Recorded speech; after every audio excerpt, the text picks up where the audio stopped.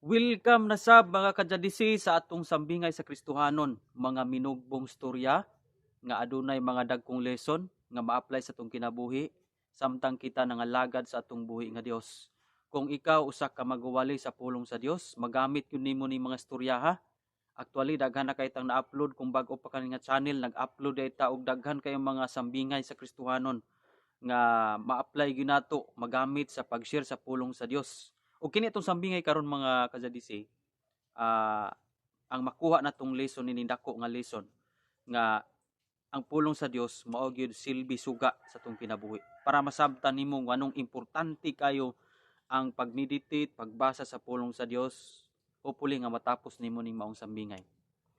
Inani ang senaryo mga kadyadisi. Dunay usa ka maitom nga kagabion. Usa ka lalaki mga igsuon nga samtang gapauli sa siyang panimalay, ngit-ngit na kayo ang kagabion, unya muagi pa siya og dakong lasang, unya katungtungas lasang nga agianan, daghan pag yung mga gagmay mga sapa, may mga gagmay mga pangpang, ug ingon man, dunay mga dagkong mga bato nga iyang maagian. So, makalusot lang siya sa maong lasang kung may kahayag siya nga mugayad sa iyang dalan paingon sa iyang panimalay. Sa iyang paglakaw maigsoon, samtang naglakaw siya, nihunong siya sa makadyot ug namalandong nga matud pa niya lisod gyud kayo pag-agi ning lasanga tungod sa kangitngit ug wa siya makita nga dalan maigsoon. Sumutong nihunong na lang siya kay ang iyang huna-huna magpaabot na lang siya og buntag para nga masipti ang iyang pag-agi sa maong lasang. Pero samtang namalandong siya, samtang naguna-una siya, nahinumduman niya nga may lighter dai siya nga gisulod sa iyang bulsa. Nya katong iyang lighter adunay gamay nga flashlight sa iyang lighter. So iyang gikuot ang iyang lighter sa iyang bulsa ug iyang gipasiga ang maong lighter. Igo gyud ang kahayag sa maong lighter, igo gyud nga magtultol ug makita niya ang iyang tumbanan. Dili man tuod makita ang tibuok dalan, apan makita gyud niya ang iyang katumban nga masipti ang iyang tiil, dili siya matapigas, di pud siya mahulog ug makaabot sa siyang panimalay nga safety. Sa lakton nga pagkasulti mga kadyadisi, nakaabot gyud sa siyang panimalay nga safety ug nakaingon siya sa iyang kaugalingon nga kung wala pa ning laytira, wa pa ning suga ning laytira, dili gyud ko makaabot ining panimalaya nga safety. So dinhi lang ta kutob sa maong istorya mga kadyadisi.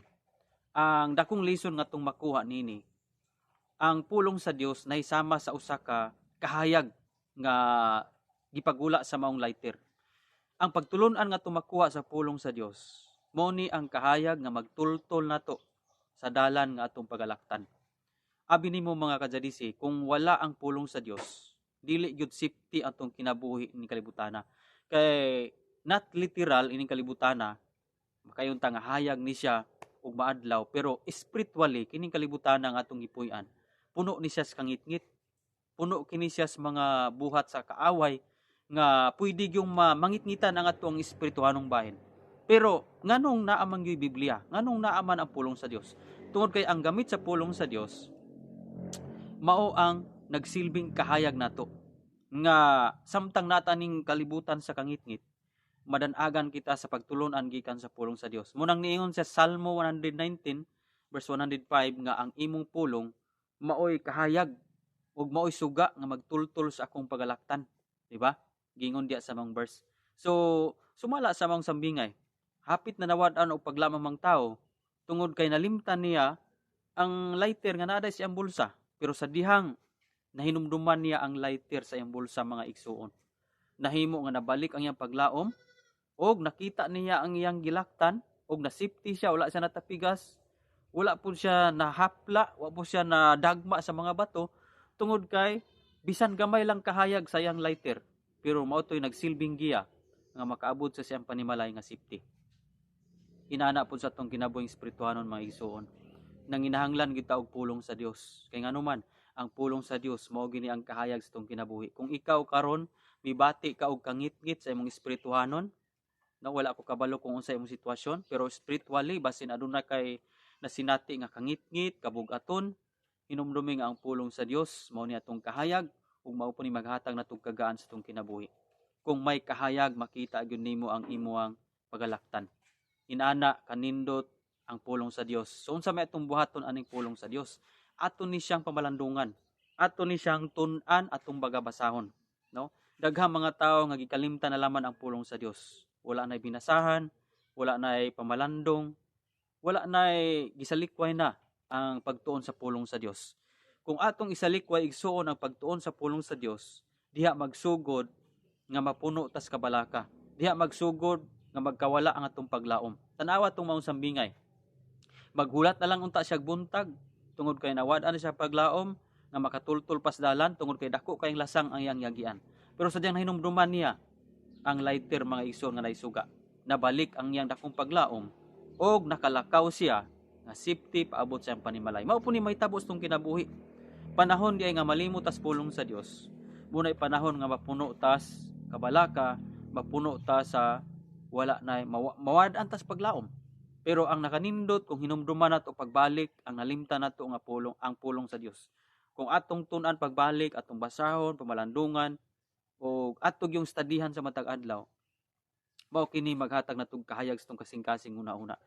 Ang atong una-una o kasing-kasing need gyud siya og light nga gikan sa pulong sa Dios. Nganuman, maulang gyud ang makapatin-aw sa atong una-una ug makapagaan sa atong kasing-kasing ang mapagtulun-an nga atong nasabtan nga gikan sa pulong sa Dios. Kung wala ang pulong sa Dios, mangitngitan gyud ta o mabugatan gyud ta sa atong kinabuhi. Muna nga inani ka importante nganong mag-meditate gyud ang mga Kristiyanon sa pulong sa Dios. And hopefully mga igsuon nga nakuha nimo ang dakong lesson nini nga ang pulong sa Dios mao gid ni ang suga sa atong kinabuhi. Kung wala ang suga, mamiligro ta sa atong pagkinabuhi ning kalibutan og lagmit masalaag ta sa atong mga desisyon og lagmit madamag ta, mahapla ta sa mga sitwasyon nga wala nato makita. Pero ang pulong sa Dios mao ni ang maghatag natog safety sa atong kinabuhi. And hopefully may igsuon nga kining maong sambingay karon maghatag kini nimo ni og pagtulunan sa imong kinabuhi karon. Kung may kangit-ngit ka, baliki ang kahayag, tun-i ang kahayag og dala-dalaa ang kahayag. Kay nganuman mo ni ang mutultol nato sa atong dalan nga pagalaktan.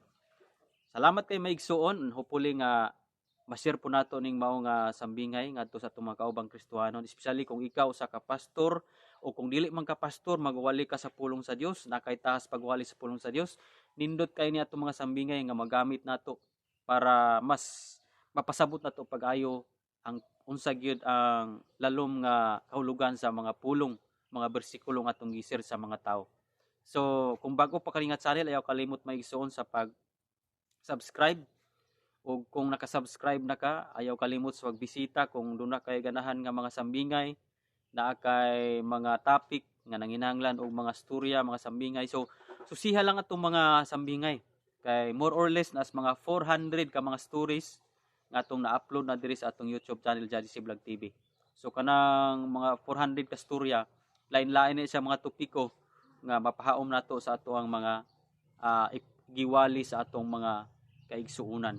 Okay, salamat kayo and kita-kita na punta sa sunod na po nato nga mga sambingay and hopefully nga dili lang kita malato sa pagtan-aw sa atong mga video, sa akong mga video o pag-share sa atong mga nakatunan sa pulong sa Dios. Importante kay maigsuon nga dili lang takutob sa pagkat-on adto pong ma-share ni sa atong mga kaigsuunan nga nanginahanglan pod sa pulong sa Dios. So, kita-kita na punta sa next video. Glory to God. Iya ang tanang pasalamat ug pasidungog. God bless.